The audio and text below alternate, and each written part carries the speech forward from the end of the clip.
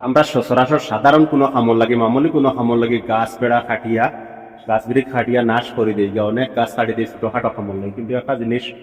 দেখলে আচরিত হয়ে যাবে গিয়া প্রকৃতির লগে নিয়ে অত মায়া একটা সরকারেও করতে পারে। এটা পুরা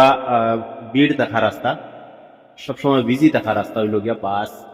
গাড়িগুলি সবসময় চলা, সরকারি বাস পর্যন্ত চলে এই রাস্তা পায়। তার বাদে আমি একটা জিনিস যদি দেখাই ফলো করলে বুঝাইবা যে এই রাস্তাটার হইল গিয়া সীমানা, তার ঠিক সীমা হইল গিয়া ও হন হইল গিয়া প্লাস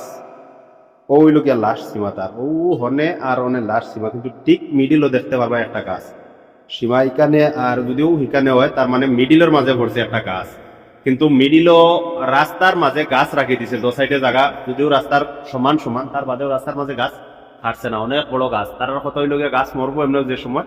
ওই সময় গিয়া জায়গা ভরি দিবা ফিল আপ করে দিবা বস হয়ে যাইব, কিন্তু গাছটা পট করে খাটেন না।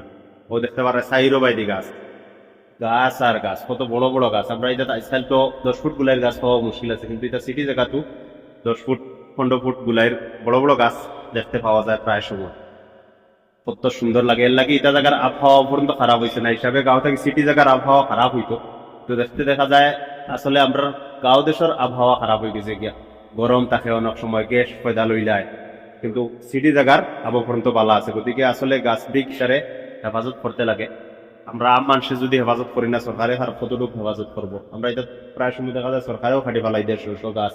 2-4 ফুট 10 ফুট রাস্তা বা করবার লাগে, বা রাস্তার সীমানা থেকে আরো এক্সট্রা 10 ফুট লইয়া বই থাকে রাস্তা,